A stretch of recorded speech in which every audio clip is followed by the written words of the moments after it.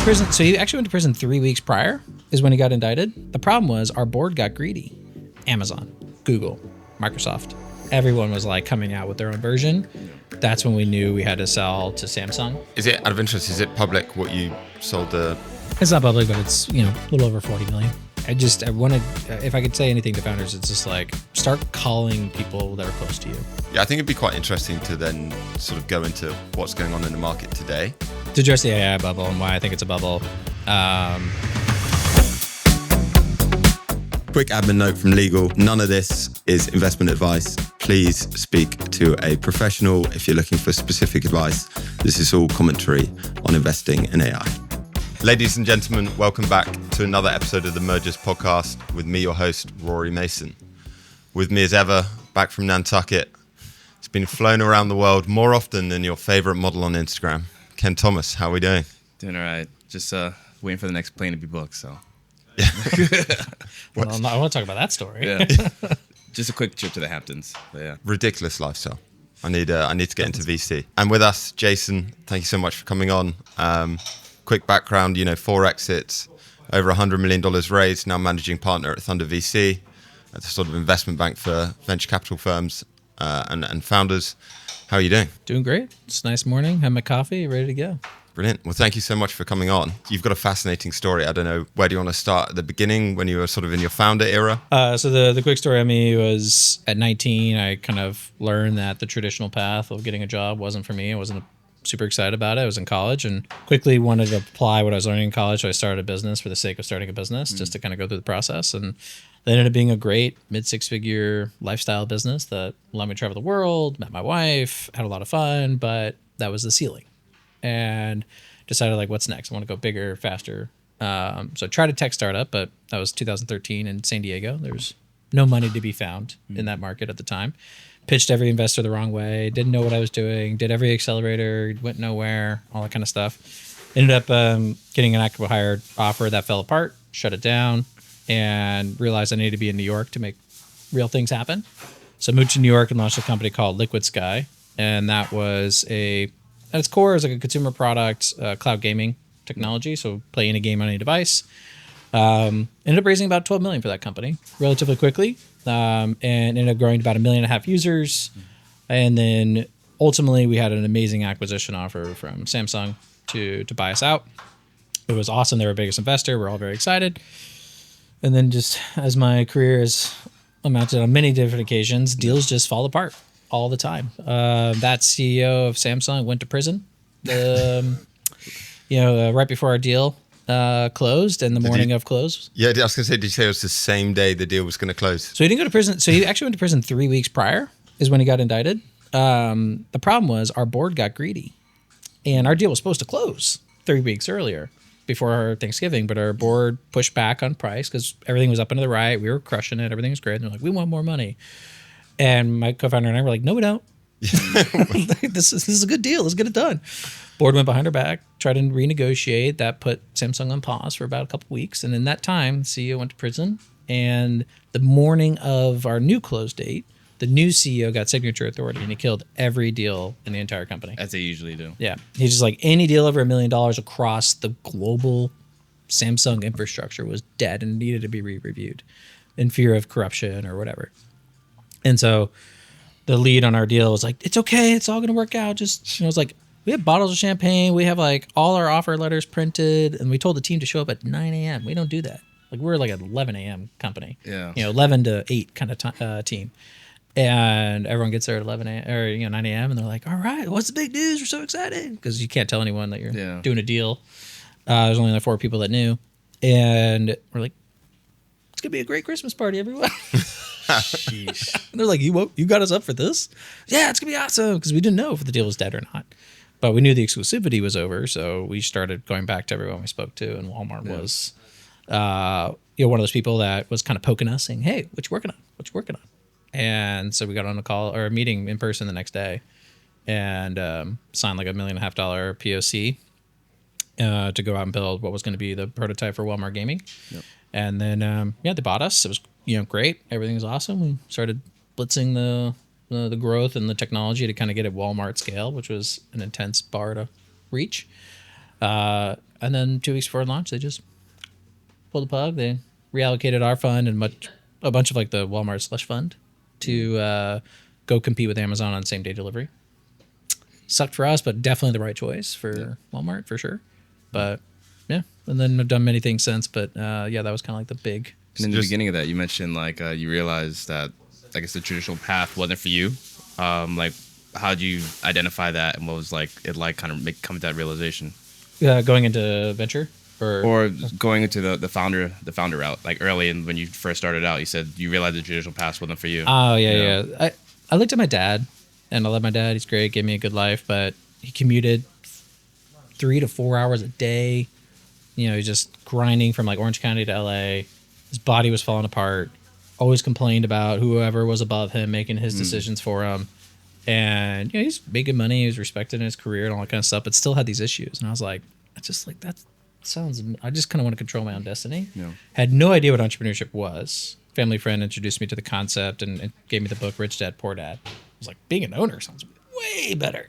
Like being make all decisions, that sounds great. And that ultimately kind of just exposed me. And then again, just not really knowing what is involved with running a business, just being naive and just going like, sure, why not? Allowed me to kind of make that leap. And I was like, wow, this is awesome. I get to do whatever I want when I want. Obviously I got to make money. I worked a lot. It wasn't like I was just sitting on the beach. But it was on my terms. And that's pretty much how I've been since then.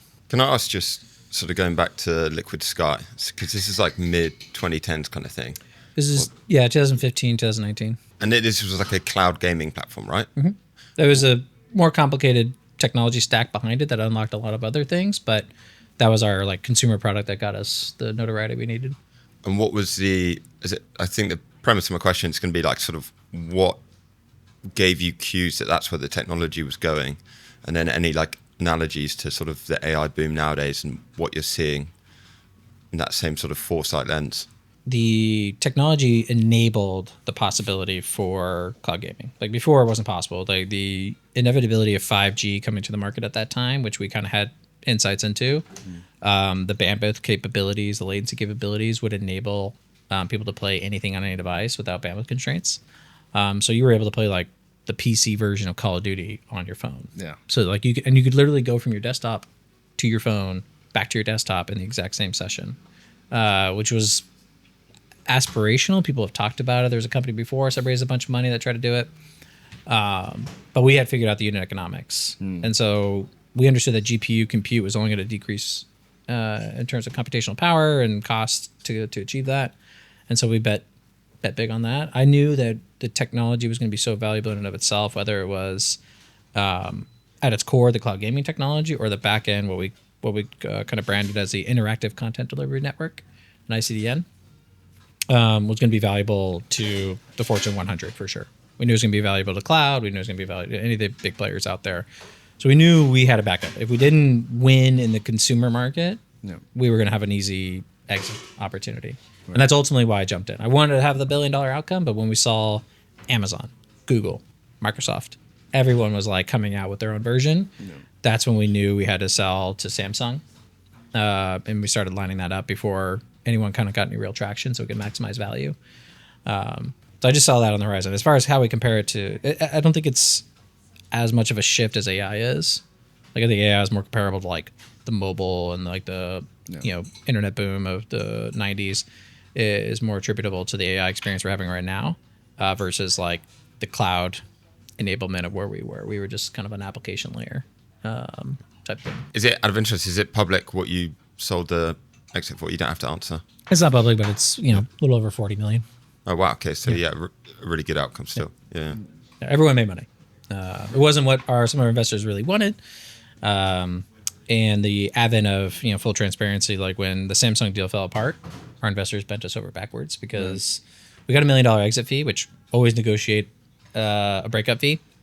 Anytime like you're negotiating with a big Fortune 500, always negotiate a breakup fee. That holds them accountable because in most cases you are dead. Because most companies will burn all their money by the time they get the deal done. If you don't have an immediate exit breakup fee, like you're dead on the water. So fortunately, breakup fee gave us a little time. Our investors basically, like I said, squeezed us really hard to give us enough cash to see the Walmart deal through because they knew they gave us pretty hard lick pref. We had no choice. It was an insider deal. They took it. So albeit the top value was nice, founders and team didn't make as much as we should have, and our investors kind of took a lion's share of it. Yeah. Which And I guess that ties into a lot of what the work you guys do at Thunder.VC. Yeah. So it's like, what's the best hygiene or like top the mistakes you see people making, especially like you said, the acquisition, not having a breakup clause and things of this nature. Like, what are the non-negotiables that you would go into? After LiquidSky, I did a bunch of roles as either investor, advisor, operator. Scaled another company from 100K to 6 million in 18 months. Raised 12 million there. And did angel investing, been an LP in a few funds, and I've just kind of seen the landscape. And in 2021, after I left the last startup I was at, I was kind of like, what's next? And I looked at starting a fund. That was like all the rage. Everyone was doing it. Oh, you're an exited founder, start a fund. But I kind of looked at that path and was just like, you're so limited once you set your thesis and what you can do. And I, maybe do like a $10 million micro fund, $20 million micro fund to start because I didn't really have an investing track record. I just looked at the economics of that business, and I also looked at like the longevity, which you're stuck to for 10 years after launching that. And I just didn't think I would be like top 1%. And if you can't be top 1% in fund management, it's like, why get into it? Outside of enriching yourself, which ethically I just, didn't want to do because fees are great. But only if you have like 50 million plus and you're playing the AUM game. I was going to say it's a very humble take after, I think if I had 4 exits under my belt, I'd be like, I'm going to be good. Yeah. Hey there, looking to level up your lifestyle between big meetings and bold moves? Loom Club's your place for that.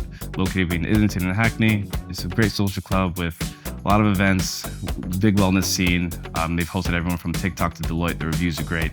Highly recommend you coming through. And they're also one of the sponsors of today's episode. Try Loom for yourself for a 2-week experience for the price of a cinema ticket. Quote their mergers on the website for insider welcome.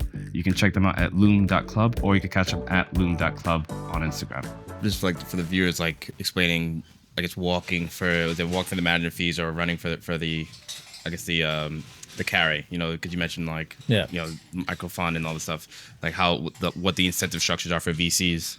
Yeah, so incentive structure for VC is, let's just say you raise a $50 million fund, you get $50 million committed. You usually charge a 2% annual fee for 10 years on that committed capital. So as an investor, that an LP invests whatever 10 million of that fund, essentially 20% of that money just goes to management fees over 10 years. And as a fund manager, you then have to take 80% of that capital, and you're expected to 5-6x that capital to be in the ballpark of top quartile, top decile, and it's an incredibly hard feat to meet. So what a lot of VCs have kind of figured out the game, especially the top guys, they're like, once they've had a couple hits, they realize it becomes an AUM game to kind of just create as much, create a safe haven for capital that won't be lost, like the Sequoias, the A16Zs, all those guys. The RIAs now, they just stack the AUM, and now they have these monster fees, and that's where they really make the money. In terms of performance, some of these funds outperform, and those more likely to outperform than say your mid-tier funds, but they're maybe 13-15% IRR. It's like you lock up your money for that much time. I stopped being an LP in venture funds for that reason, because I just looked at the math and I was like, this is just a very difficult game to win versus parking your money in other assets. So that's kind of the structure in which VCs are. Like, there's some great VCs that know how to pick winners. They have exclusive access to the right founders and deals and whatnot, and they're incredible at their job, but that's like the top 10-20%, and it's like, how do you make sure you either are one of those or you got lucky on making some big bets that turned out massive. For what it's worth, I'd also say it's the same in sort of my space, the listed or like hedge fund space, where people have realized it's easier to raise another billion and charge another 2% on it than it is to eke out 200 basis points of outperformance in public markets. And then you focus on not losing money. Yeah. Like, that becomes the game, is like, don't lose money, which is a very important skill, which doesn't exist in venture. Venture is about making the bet to lose with the expectation you're going to lose 80% of your investments for 20% to kind of return, 10, 20x, return the fund and create the whole return value. In a lot of ways, it's gambling, but more sophisticated and whatnot. So that's kind of my controversial opinion on. Yeah, fair. But sorry about the sidetrack. No, to come back to Thunder.VC and the work that you do there. Yeah, so I went through that discovery process. People were like, "Oh, start a fund." And I was like, not for me. But I love the founder world. I love the capital allocation world. I love being, communicating with these people on a regular basis. So I was like, what can I do that allows me to not just be like an angel investor? Because angel investing is a really fast way to lose money.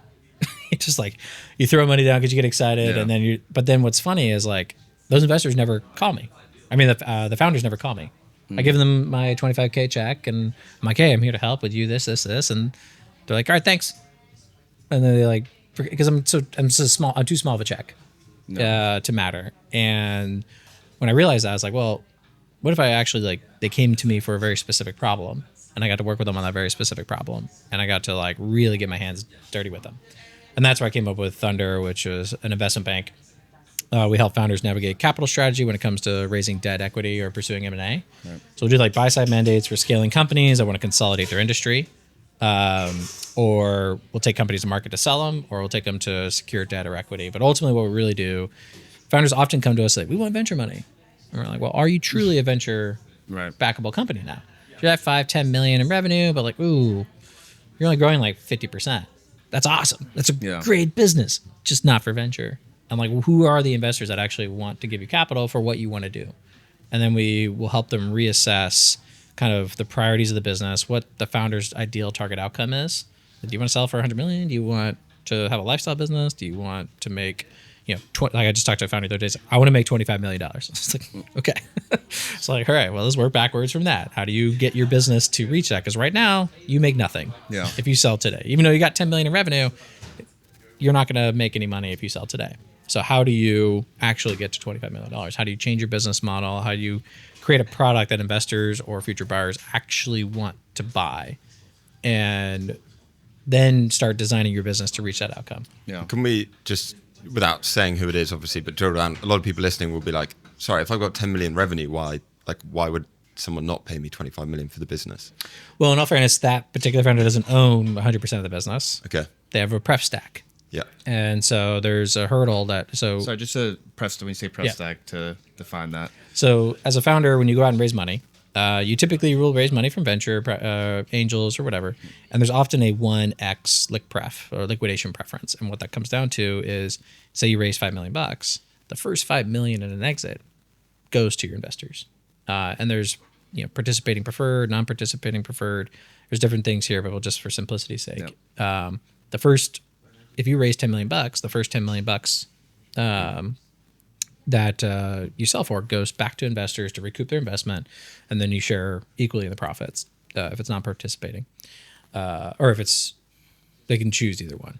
But I won't get too complicated. Yeah. It's you got to do the waterfalls, and you got to do the math, and you got to model this all out to kind of actually know how it all works.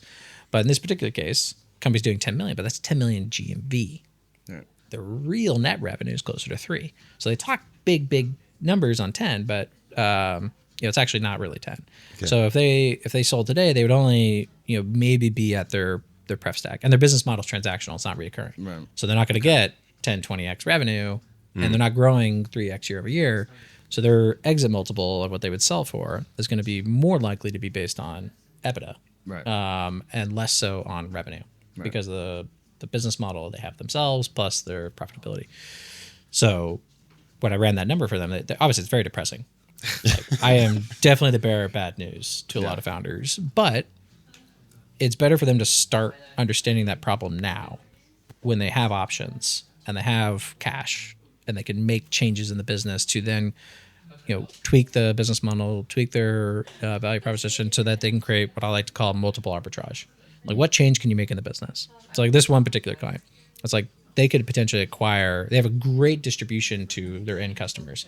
They have millions of users, but they're not monetizing them as effectively as they could. Right. Like, what if you acquired a business that had a SaaS model or a recurring model that you can then plug in and upsell to your existing customer base?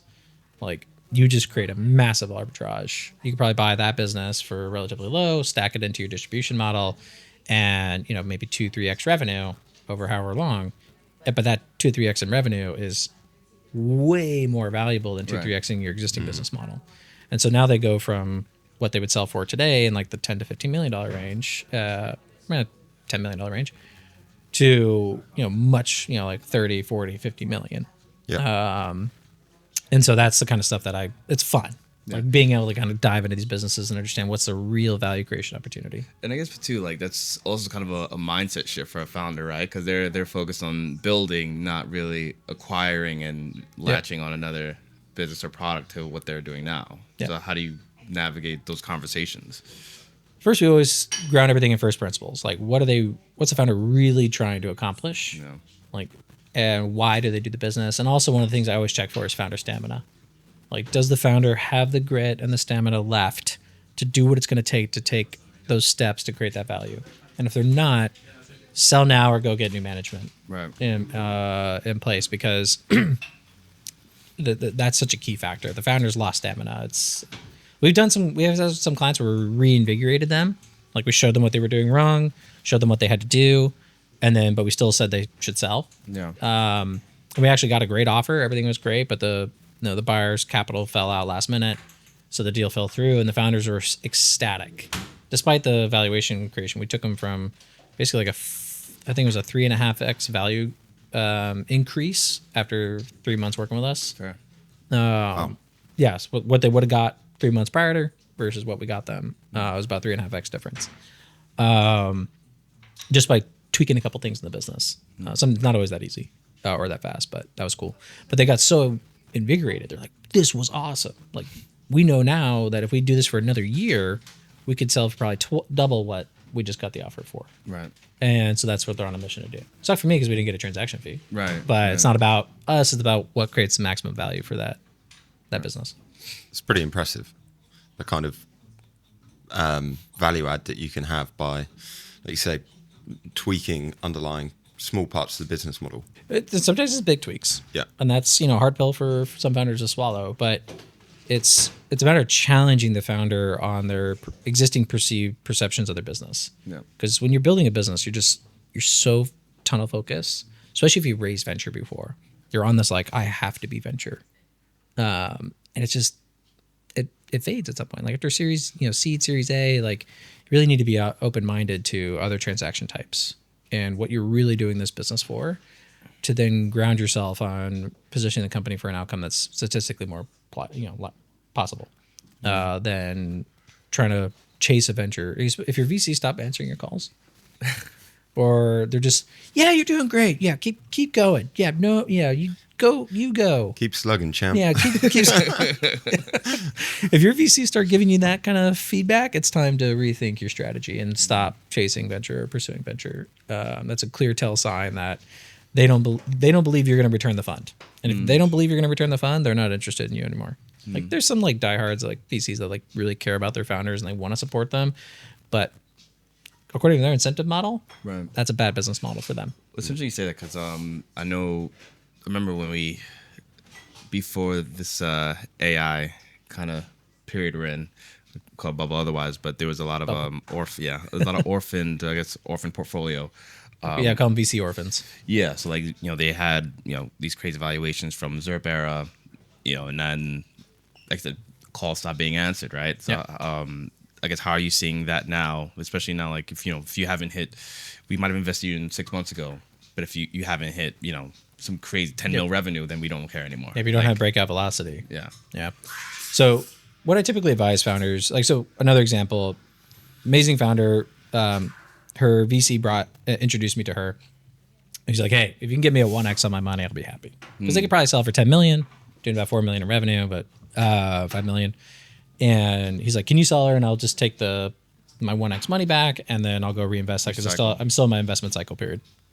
So I meet with the founder, and it's like, she's not interested in selling because she knows she makes nothing because of lick prep. She raised 10 million. So she would literally make nothing. And so, but her business model is so flawed. Like she's trying to play the SaaS recurring business model, selling in and this is a death trap for a lot of companies. If your ACV is like less than 10K and you have to physically sell contract value. Yeah. You can't raise venture. You can't really scale the business. You're not making enough money. And she was in that category, and she was selling to customers that she was effectively making obsolete. Right. She was like making a product that made their customers almost like 90%, or I think it's like 3x more productive. So it would take what would take 3 people 30 days to complete a project, they do now with 1 person in 3 days. Like it's an insane value capture, and they're charging like $400 a month. Yeah, and they weren't using 100% of the software. So we realized it's like, well, like what if you just bought your customers? And this is after a month of deep dive and analyzing the market, all this kind of stuff. It wasn't just like an epiphany or anything. And we realized like if she bought her customers, she could buy these businesses like $5 million a year businesses for roughly like 3x EBITDA because they're service businesses. It's like, what if you just bought those? Like, well, then I'd be a tech-enabled service, and no one's going to give me money for that. It's like you don't need money anymore. Yeah, you're profitable. You're not going to raise money again unless it's on this strategy, which would be like a growth through acquisition strategy, which there's a lot of money for. Right. Again, changing the perception, like reapplying the strategy and how people think. So now it's like, okay, you go buy your customers, and you now have much higher EBITDA, and now you create that multiple arbitrage because you're tech enabled. You're going to get a higher multiple, and if you hit certain growth trajectories, like you're 2xing, 3xing revenue, whether that's organic or acquisition, your multiple goes up substantially. So if she buys a company for 3x EBITDA, she could effectively, after like a year or 2 years of good growth and everything going up, she can get 5-6x revenue. Yeah. On those companies she bought for 3x EBITDA. So like that's kind of like the value capture you can have, and she'll that lit her up. She's like, holy shit, never thought about that. And the mindset's changed completely. And she's all on board. Yeah, it's funny because like when I'll ask founders like, what do you want? Like, what do you want from an investor? Like outside of capital, what is the value add you want? And like you kind of tell like you have this idea of you think you need it when you don't really need it versus like are you really looking to do something amazing, or you just feel like this is what needs to be done because it's what you see on LinkedIn and everywhere else. Oh yeah. Hi, sorry to interrupt, but the Mergers podcast has been sponsored by Cadro, an FCA-regulated investment management firm. Cadro combines technology and traditional portfolio management to provide bespoke investment management services to high net worth clients. To learn more, head to www.cadro.com. Is there sort of a rise of just with social media that being like a VC-backed founder is just cool and everyone wants to play founder? Is that part of this 100%. Rise of VC money? Yeah, 100%. It's what people think they should do to start a business, and it sounds way better. It's like, oh, if I just raise money, I don't really have to risk as much. I don't have to work for free for 3 years or whatever. They get a little bit more job security. They can go recruit, and like VC money is meant to attract the best talent, grow at a pace that no one else, like outgrow any potential competition, and capture market share before anyone else can. Like that's sounds awesome. Sounds sexy as hell. Yeah. Now I want to be that founder, but there are so many strings attached, and the moment you fall short and you're not hitting those metrics, everything becomes so much harder than if you were bootstrapped. Right. Like the pain scale of bootstrap versus venture, the pain is roughly the same. They're just timed differently and feel differently.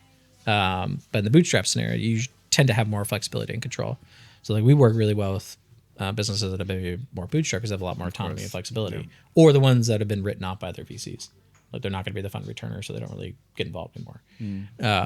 Those tend to be the best because we can just act fast on decisions. Whereas like VC, it's like, oh, we got to talk to the board, put together like a 20-page, 30-page board, proposal on like what they should do for the strategy, which is part of the game and it works, but it's a lot more hoops to go through. Yeah. And it's not something a lot of VCs never have operated. They don't really know. Not all VCs, but not in Europe. Yeah, yeah. And so there's not as much operational experience, and like, oh, you're falling outside the playbook. I don't know what to do. Yeah. And then they're not helpful, or they could hold you back. It's not always the case, but could be. Coming back to that previous question, what do you think are kind of the biggest maybe mistakes you see founders making, whether it's from like in terms of this journey, whether it's like mindset, maybe they're not doing a breakout clause in what they're doing, but what do you see like the most common easy mistakes to be fixing? It's a little question because like every founder's journey is different, every company's different, what their problems are different. I wanted, if I could say anything to founders, it's just like start calling people that are close to you, that are out of some either VCs, investors, operators, founders. Like just start calling them and talking about your problems. And whatever those problems might be, because like just by talking out loud, like I can already tell, it's like, okay, you're this kind of mindset. Have you thought about this? And like founders are so good at being able to have a seed planted and being able to like extract the value out of like, okay, now, this just like unlocked in my brain, and they can start growing a whole new idea or opportunity. And so I really encourage founders to not operate alone, especially when things are bad. Like you have to talk. Right. The worst thing a founder could do is like be in a tough spot, not tell their cap table, not tell their investors, not tell their advisors, try to puff their chest and say everything's okay. Because the thing is, often something's wrong and they're continually trying to drive in that direction that's already a wrong direction. Right. And they go faster into the wrong direction. And then it's nearly impossible to recover after the fact. And then they're trying to fire sale or trying to recap. They're trying to like do all, and then they get stuck on like trying to solve their capital problem versus building a valuable business. Right. So that's the thing, is like the sooner you start your conversations, like I know the thing that I would say is consistent with all the best founders is they actually call their advisors, they actually call their investors and have conversations and try to hash things out and receive a million different points of input, despite most of it being bad advice, fairly. You get a lot of bad advice, but that could unlock like a little nugget of an idea or like a little plant a seed that you didn't think existed before. And then you have interior knowledge on how your operations work and your business and what you're doing. And you can be like, oh, actually, if I did what they said and I did it this way from what I heard from that other person, and then I know this about my business, I can do X. Oh, that could be huge. Let me try that. And I just feel like founders that get stuck in their own head about doing everything by themselves, which I've been guilty of many times. Yeah. It's just so hard to understand your external surroundings and what you can potentially change and evolve. So I think that's just generic advice in terms of talking to people. But when it comes to like, if you want to talk specifics about deal making and what you can do, the best thing you can do is have options. Right. We deal with this all the time. Like we're a company I really like, and I'm like, hey, we should get going. And they're like, all right, let's sign up. Let's get going. Oh, wait, we just got a unsolicited offer from someone who wanted to buy us. It's a competitor. And I was like, do you know what to do? Well, it's, it sounds like they're going to give us a really high offer. We should do this before we like try to run a process. Like, no. This is when you run a process. This is what you wave in the air saying you have validation on why you should run a process. I see too many founders get hung up in one option. Yeah. And go all in on one option. And what often comes out is like the buy side or the investor or whatever, the person buying or providing the capital is like, oh, we changed our mind. Yeah. In the final hour. And then you're like, oh, shit, now what? Well, it's funny you say that because I won't say the name of the company, but you know the company. We had committed to invest in this company. Oh, yeah. And, it was fun. Like, things take time, whatever. And then he said, hey, we're going to take off on, we're going to pause our investment round. We just got an offer for M&A. And I was like, okay, fair enough. That's your choice. And I said, being nice, I was like, sure, whatever happens, let me know. We can always pick up a conversation again. But in my mind, I'm like, this is not going further anymore because you already told me where you're at. Yeah. And there's nothing wrong with that, taking that option. If it works out, great. But that already shows we're not aligned in where we need to be going. If you're taking a buyout offer now and talking to VCs. Yeah. But that's the thing is like, control your options. Like we did this when we sold to Walmart, we had Verizon at the table. And the reality was we didn't have anyone else. Walmart didn't know that. And they didn't have to know that. Because we were very public with AT&T, Verizon, LG, KT. Like we had public partnerships. And they knew about those. We have contracts in our data room, all that kind of stuff. So, and of course you don't disclose who's negotiating what or anything like that. So you have a little bit of opaqueness you can hide behind to create phantom leverage. Right. Yeah. If you don't have real leverage, create phantom leverage. And that's a holding and withholding of information that is not illegal or unethical, that allows you to control the narrative and create options. Like had we not pressured an excessive amount of meetings with Verizon, which were sometimes useless meetings, like meeting with a product team, not the VC team. Because basically our option was like Verizon was going to invest in us and they were going to invest at a higher valuation. And that was a true consideration of Verizon. But knowing that team there, knowing who we were talking to, I knew for a fact it was never going to happen. Right. But they weren't saying no, which is what a lot of VCs do. So we took that as leverage to Walmart and said, look, Verizon's going to be at any time give us a term sheet. And the moment they do, we're going to have to go with that. And so Walmart's like, oh, okay, fine. Because like the Walmart deal almost fell apart like once or twice. And so this kept us at the table. So had that founder come to you and just kept the process going. Right. And I don't know, do you know what happened? Did they get the Oh, no, it fell through, of course. Yeah, exactly. And that's things like so many deals fall through. Like I started this conversation with deals falling through. Like that's what happens. And creating optionality, then having multiple options, whether that's profit, like have a profitable business, that gives you ultimate optionality to say no. The power to say no is number one. Having other people at the table is number two, and showing that you have other people at the table. And how you do that is very tactful. You don't want to be called out for bullshit because that happens. Everyone's like kind of walks away. So you got to.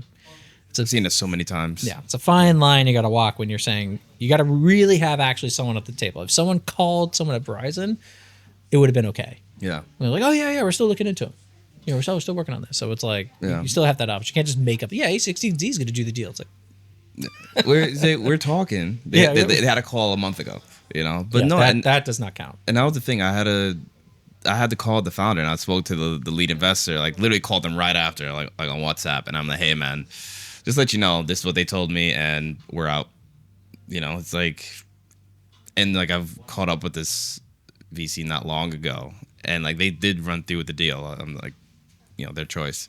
But he's like, yeah, we created some distance with the founder. We realized it was just some mindset stuff, and I'm like, okay, but you should have known this when he said I'm going to run an M&A process when you were trying to close a round for them, So, but you kind of mentioned like unlocking things for founders and minds and everything. But what has the progress been for Thunder.VC so far in like terms of like founders dealt with, like deals done and all this stuff from a like more absolute level? Yeah, so my partners and I have done about 200 million in transactions. My partners and I are only exited founders, so that's the only partners we bring on the team. We have like an IR team that goes out and takes our deals to market, whether it's private equity or venture or family offices, whatever it might be. I don't know our exact number of companies we worked with off the top of my head. Like right now we have, I think, 12 active accounts that we're working right now. And they all range of different sizes. Like we've done companies at like 115 million in revenue, and companies with like $1 million, $2 million in revenue. Anybody we know? I probably can't say. I probably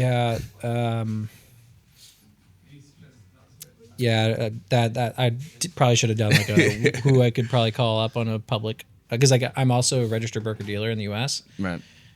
Registered rep, so I have certain limitations of what I can and cannot say about active deals. So everything I've been talking to and mentioning is like stuff that's done. Are there any, or is not investable. Right. And this is not investment advice. Any big success stories that we would know that have closed?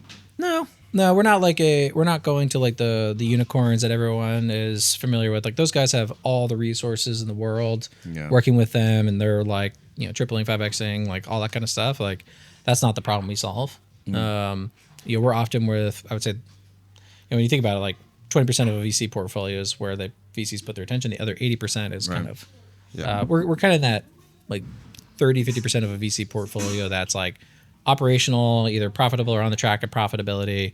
And they're trying to figure out like, well, now what? I've been doing this 5-10 years. What are my options? What can I do? And there's companies like I said, one, doing 115 million in revenue, like grew out of nowhere with no VC capital. Right. And we worked on a very complicated debt structure for them. Another one's a $53 million fintech out of Europe that was more of like a unsexy bank deal. It's like a bank coming in, and so some of the names might be notable, but like that one deal I just met, the fintech company one, which may be the most. I can't disclose because it's still under wraps. It's fair. But it sucks. That's why having a podcast myself and not being able to talk my own book sucks. Yeah, I think it'd be quite interesting to then sort of go into what's going on in the market today, because obviously you've done esports, gaming, like a lot of frontier technologies at the time. So what are you seeing happening in the space today? Where would you focus your attention now? Are you mentioned the AI bubble? What are you seeing happening in markets today? So to address the AI bubble and why I think it's a bubble, there's just so much money going into it. There's only going to be so many winners. Yeah. And everyone gets lofty valuations because once it's hot, VCs and investors just don't care about the price. They just want to capture momentum. And there's only so many great founders. There's only so many great deals out there. And there's only so many that can actually break out and capture true value. And so I see this as like the kind of called like 1998 time. So in like a year or two, we'll start to see some kind of bubble pop. And I don't know if it's going to be a big, because it's all private. I don't think we're going to see like the world come to a halt like we did 2000 with the public stock market. But I think we'll just see, everyone kind of like, we were a little too hard on that one. And everyone kind of like wave their hands and go, let's look at this new thing over here. That's what I expect in like 2-3 years. But still a ton of value to capture. There's still like AI is definitely the future. I just think it's not going to happen as fast and as quickly as everyone's anticipating. But if you're not doing something in AI, you're going to be left behind. And I think that's kind of crucial. Outside of like brick and mortar, even in brick and mortar, like even like the simplest old school businesses, you have to have some kind of application layer of AI into your technology, whether you build it in house and or pay for it, in terms of like software. And I think that's one thing that I'm going to see a lot more of is internal software apps. I think is if you are building a service or have been building a SaaS solution that's for like internal products, I think that market's going to get hit hard with the concepts of like vibe coding and low cost dev shops coming in and being able to create AI solutions that are super specific to your business. I think that's just I think those businesses will be more fragmented. And there's going to be a lot of like small millionaires created from doing those types of services. And then less so much concentration in like the big kind of ERP systems behind the scenes, even small SMB, SME, and enterprise. So that's kind of what I think on that front. I was going to say, do you know just reminded me of the chart, which might be, if you can do the editing thing you do. You're my friend and I won't let you down. Gaz is good with the edits. I got you. But you get the peak of inflated expectations, the trough of disillusionment, and then you get the adoption. Yeah. If you look throughout history, you had the bubble in railways, the bubble in cloud stocks, blockchain, but like everything, telecoms, all new technologies go through this bubble. Yep. And it's not that railways or telecoms didn't change our life. It's just that the timeline is wrong. Yeah. So is that sort of what you're saying, where we're at the point where you think society's going to change in the next year, and actually it'll probably be 10 years. So we need to go through the down bit to come back out the other side. Yeah, I think it will be slightly more condensed. I don't think it's going to be maybe as long as cycles have been before, mainly because OpenAI is just like, 700 million active users? Like that's like the internet didn't have that many users in 1990. Like it's just, it's insane how fast things have picked up. And people that I meet that have no entrepreneurial mindset or anything like that are like using ChatGPT to solve problems for themselves or just like change their behavior in queries and stuff like that. So I think it'll be more condensed. I think we'll see adoption faster. I just think there has to be billions of dollars and trillions of dollars just thrown at these problems, which a lot of those investors will lose value and when the trough hits. But the adoption will be condensed, and it'll be one of those like kind of like this, and we'll surpass the valuations, but in like 10, 20 years. But don't you think also like it's probably even more dangerous than it's ever been before, because the funds you kind of mentioned earlier, the one that a lot of the funds now that are becoming like RIAs, registered investment advisors, the amount of value they need to capture is more than the value created in the VC market by some of these exits. So where does that go? Sorry, explain that again. So basically, for the amount of capital that these venture funds have raised, like I don't know what the number is for the amount of value that's created from exits and secondaries and things of this nature. Like there's not enough value created, enterprise value in enterprise value created for them to return the funds that they've raised. So it becomes a question of like, hey, well, what are we doing now? Yeah, I think it's around like 150 billion is put into venture funds, and they like every year, or 150 billion globally, and they have to effectively what's expected is 5x. Yeah. Which only about top decile ever getting close to that, but like that's and that's every year. It's like how much enterprise value is being marked up every year in private or public markets, and it's just the 5x value is not that. That value creation is just not hitting those numbers.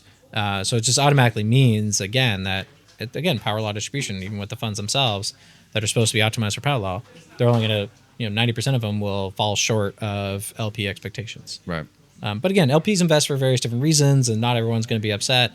But if you're like bottom half, like you're, will you return even 1x? Well, the Carta data would tell us what that would look like, but you could probably put that graph up as well. Yeah. But, yeah. It's depressing. And on that, is there still a debate about the like ChatGPT wrappers via the underlying models? Is there any like update on who will capture more value, the use case or the foundational model? Well, foundational models will capture the majority of the value, but that doesn't mean there's not value to be captured in vertical AI. So I'm a big believer in vertical AI. I work with a couple of companies earlier stage than I would normally, because I'm very bullish on what data they've captured in markets that there's no attention on. Like one's in like logistics, moving logistics. That's just like not a sexy market. It's not a $10 billion tech market or anything like that, but they will probably be like $100 million enterprise value company. We did one in air cargo for that exact reason, like AI and air cargo, because like stuff is deep in like random, like very competitive places. But they can create so much value capture to their end customers. We have another client that's in the cattle industry. The cattle industry is $3 trillion globally. It's massive. That's the food you eat every day. Like it comes from there. And they've found a way to track, we call it birth to burger. Birth to burger. Birth tracking to burger. With Vision AI, where they track the actual birth of the cattle, the cow, and then track it with Vision AI all the way till slaughter. It's a bit macabre, Yeah. It's kind of, and it's going to create, and they already have like the biggest names on the table. They already closed these monster contracts, all this kind of stuff, in an industry that's just like refused tech adoption, because it's like, guys from California are like, yeah, I'm going to tell you how to run your business, Mr. Rancher, that's been doing this for like 4 generations. Whereas he comes from that world and also comes from tech. So he's able to kind of find that common ground like that. Like that, I think is going to be, $1 billion business that no one will ever hear of. Yeah. In like a vertical industry that is awesome. Outside of the investors that are in it, I don't think anyone will ever know about them. Which is a great place to be as well. Exactly. Like some of the most value captured businesses are like these. Like you go to VC's portfolio and like they tout these names you've never heard of, but they delivered the highest DPI. It's like we need, that's where I think a lot of the value capture is, not chasing like the Revoluts and all this kind of stuff. As much as those are awesome, but you're usually so late to the train on that one that you can't capture as much value as say these other companies that just kind of go under the radar that are very industry specific and have very capital efficient models. Changing tack slightly, any thoughts on this like rise of secondaries and liquidity, and I don't know if I want to say the names, but like platforms like Hive and Forge. I'm a big believer in secondary playing a place in creating liquidity right now, because when no one's going public and the bar to go public has gone so high, LPs need it, and like VCs need to generate DPI. I think there's a lot of baked in fees. That's where it's like, again, going to like AUM stacking, fee stacking, all this kind of stuff, which I ethically just like, it's like so messed up. Like the amount of money that goes into fees. Cause like imagine you're LP, you have this great position in whatever company and the VC hasn't been able to create any liquidity from it. So they're going to sell it in secondaries. They're going to pay all these fees to create that, secondary. And they also took all their fees from the capital itself. Right. And it's just like the net back to the LP hopefully is, the fees become minuscule because they've captured so much upside. But even then, it's just like I see all these kind of retail investor secondary SPVs. It's like, get into OpenAI. It's like $500 billion valuation, 10% entry, sign up, basically entry fee, and then like a 2% management fee and a 20% carry. I'm like they're gonna have to get to 3 trillion before you actually have any material value. Seems reasonable. I'm so tired. It's not impossible. I think that's why people do it. And they're like, it's like, it's exclusive. It's not. Like, it's spread. It's in like the WhatsApp groups. Yeah, I'm so tired of seeing these in WhatsApp groups because it's like you would think these guys are doing like these openings every single time, and it's like, well, these are like secondaries on secondaries, and it's not even direct anymore. It's an SPV and an SPV. Someone got an allocation who's hold it to someone, and the fees, like the ones you see, like literally like 10% upfront fee. Yeah. And as a broker, like I should be all about fees, but again, I feel like the founders and the investors are the one doing all the risk. Yeah. They're the ones like that create all the value. And I feel like just creating the brokering the deal, it's hard for me to justify those kind of fees. Albeit makes a lot of people very, very rich and happy. But to be fair, my favorite one was I won't say who because he's a great guy. He just sent me a message. He's a great guy. Yeah, he sent me a message being like, "Hey, there's an opportunity to come up to invest in Stargate in the US." He was like, "Do you know anyone?" It's like minimum ticket 50 million or something. Oh yeah. And like we met up for a bit, and he was like, "Yeah, I didn't follow up on that because the more I thought about it, the more like, nah, like no one's spinning up a SPV and seriously raising capital for Trump's Stargate plans." And he was like, "But it's just some of the things you get on WhatsApp. You're like, is this real? Just leave that to Masayoshi-san. Yeah, yeah. He'll take care of that. Dude, that guy, what a career. He'll send it. I can't decide if he is like, I don't want to riff on him because obviously iconic, but just like potluck half the time. You know, when he was like the deal he did with the one that made him a fortune, Alibaba. Yeah. He was like, I just met Jack Ma, just looked him in the eye, and I knew, and I gave him like $100 million. Yeah, like, dude, maybe you've got divine talent, but like, you know, LP in your fund. If I spoke to you and you just turned to me, I was like, "How's the fund going?" He's like, "Just been like looking a lot of eyes lately and not been seeing the fire." I'd be like, "Dude, give me my money back." I'm getting those vibes. I think that's a really good place to wrap it up. Jason, thank you so much for coming on. We really appreciate you giving us your time. No, appreciate you allowing me on the podcast, and thanks for the conversation.